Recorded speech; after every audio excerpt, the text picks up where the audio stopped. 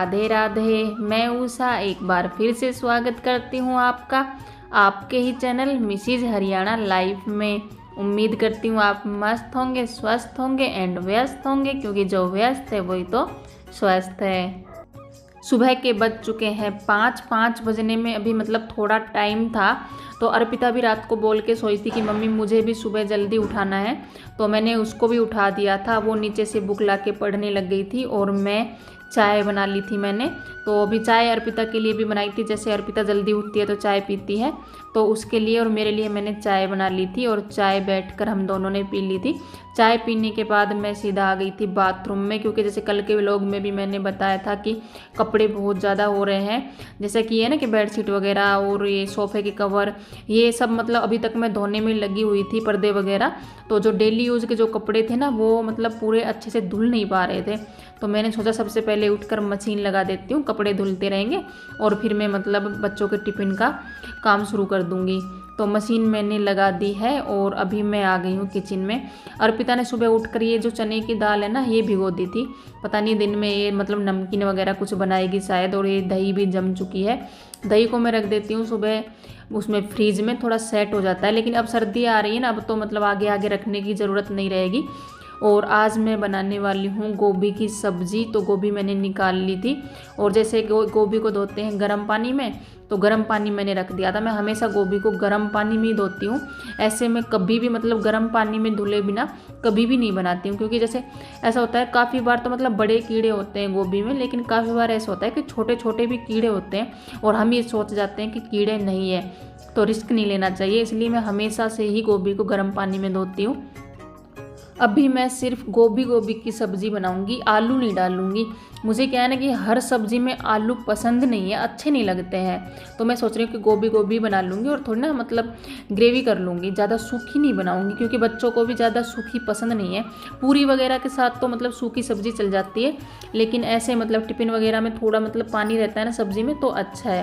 क्या होता है ना कि रोटियाँ भी सूखी सूखी हो जाती है टिफ़िन में, तो अच्छे से बच्चों से खाई नहीं जाती है। तो मतलब पानी में मैंने गर्म पानी में गोभियों को थोड़ी देर डालने के बाद नमक भी मैंने डाल दिया था। तो अभी मैंने उसको निकाल लिया है गोभी को, और अभी मैं कट कर रही हूँ एक प्याज, टमाटर और हरी मिर्च। ये सब कट करके मैं मिक्सी में पीस लूँगी।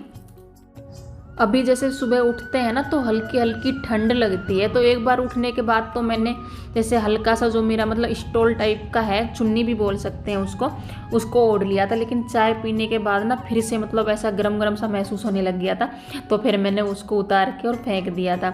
तो कढ़ाई में मैंने चढ़ा दिया था तेल, और तेल गर्म होता है तब तक मैं ये टमाटर, प्याज, लहसुन सब डाल लिए थे मैंने इसमें, और 2 मैंने इसमें डाल ली थी हरी मिर्च। इनको पीस लूँगी मैं।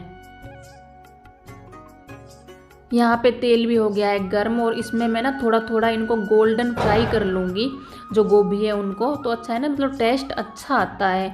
मतलब थोड़ा थोड़ा ही करूँगी, ज़्यादा देर तक नहीं करूँगी, क्योंकि अगर ज़्यादा देर तक करेंगे ना तो तेल में ही पक जाएंगी गोभियाँ, तो मतलब फिर ग्रेवी अच्छे से मिक्स नहीं हो पाएगी उनमें। इन दिनों मतलब क्या हो रहा है ना कि कितना भी जल्दी उठ लो पता नहीं, जैसे आधा घंटा तो जैसे उठकर इधर उधर थोड़ा बहुत मतलब घूमते हैं, मुंह वगैरह धोते हैं, फ्रेश होने में मतलब निकल जाता है आधा घंटा, तो पता ही नहीं चलता है। तो मतलब वो ये सुबह थोड़ा टाइम पे उठते हैं ना तो सारा काम मतलब टाइम पे हो जाता है। मेन काम तो मतलब नाश्ता बनाने का है बच्चों के लिए, तो मतलब वो टाइम पे हो जाता है, वरना मतलब भागा दौड़ी लगी रहती है बच्चों का। जैसे हर्ष जाता है पहले, अर्पिता तो काफ़ी लेट जाती है, उसका टाइम भी हो जाता है और काम भी नहीं हो पाता है। तो इसलिए टाइम से उठना ही मैं बेस्ट समझती हूँ। फिर क्या है ना, मतलब चाय पानी भी आराम से पी सकते हैं और टिफ़िन भी आराम से बना सकते हैं। ऐसा नहीं है कि मतलब भागम भाग हो रहा है सब काम।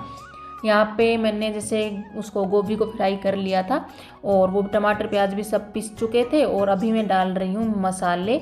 और उसके बाद तेल गरम हो गया है दोबारा से, उसी कढ़ाई में मैं छौंक लगाऊंगी। जीरा और 1 तेज पत्ता मैंने डाल दिया है। उसके बाद मैं इसमें डाल लूँगी जो मतलब पेस्ट मैंने बनाया था टमाटर, प्याज और लहसुन का।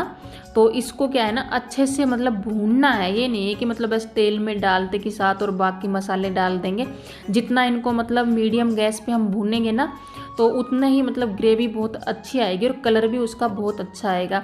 हाथ में दर्द होने लगता है मतलब धीरे, क्योंकि कम गैस रहती है ना तो चलाते रहना पड़ता है, वरना लग जाता है, मसाला सूख जाता है ना। तो मसाले को मैंने अच्छे से भून लिया था, और अब मैंने इसमें डाल दिए हैं जैसे जो मसाले होते हैं, नमक, मिर्च, हल्दी, धनिया, गरम मसाला वगैरह भी कुछ नहीं डाला है। और उसको भी अच्छे से मैंने भून लिया है। और उसको भूनने के बाद जो ये पानी है वो मैंने डाल दिया है। और पानी को अभी हम उबलने देंगे। तब तक पानी उबल रहा है, तब तक मैं जो अभी तक जो बर्तन हो गए थे ना उनको भी साफ़ कर लूँगी, वरना फिर ज़्यादा बर्तन हो जाएंगे।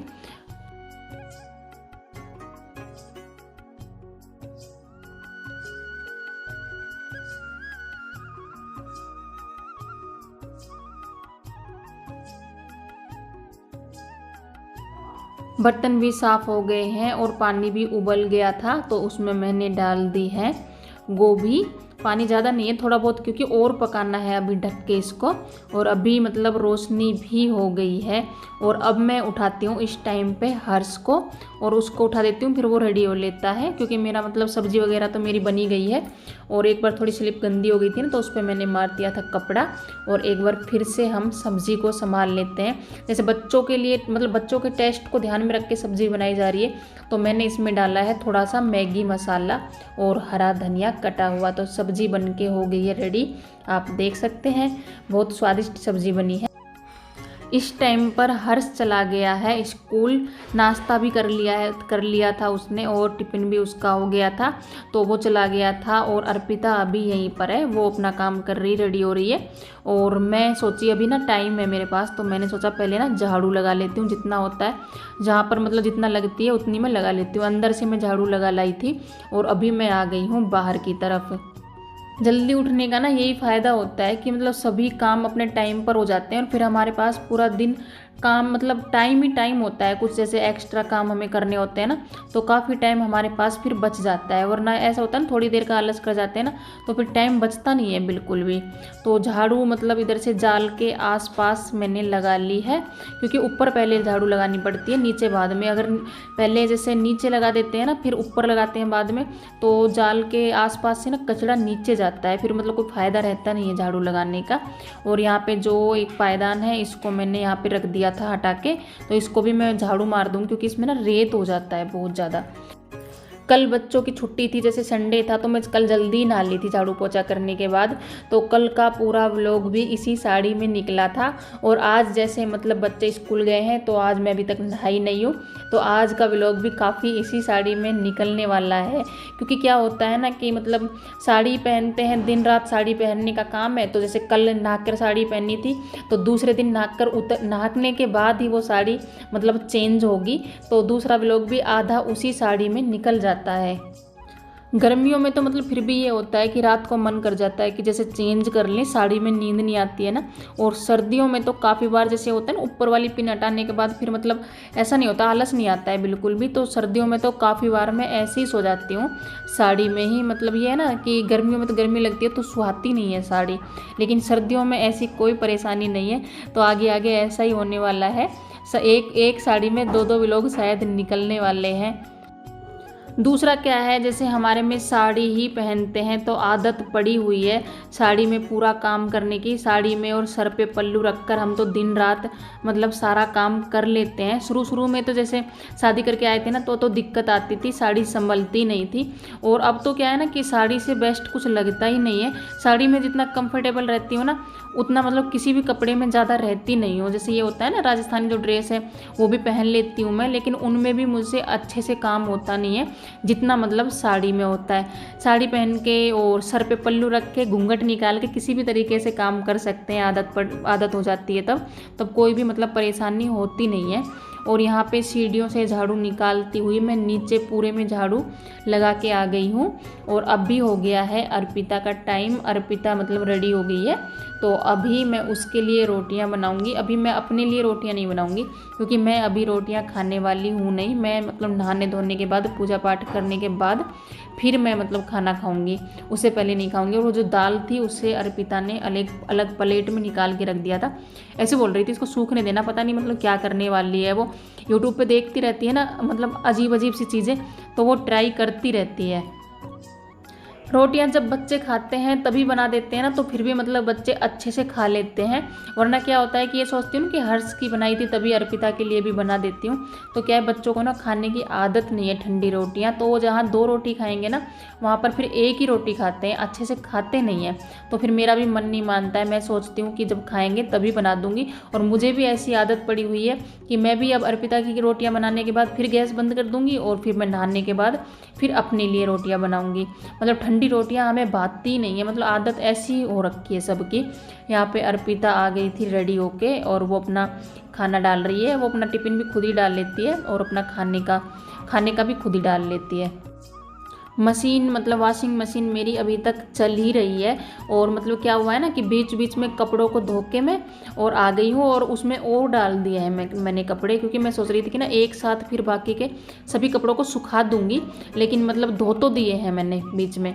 तो अभी जैसे सारा काम हो गया था किचन का और बर्तन वगैरह सब साफ़ कर दिए थे मैंने और किचन भी साफ़ कर दी थी।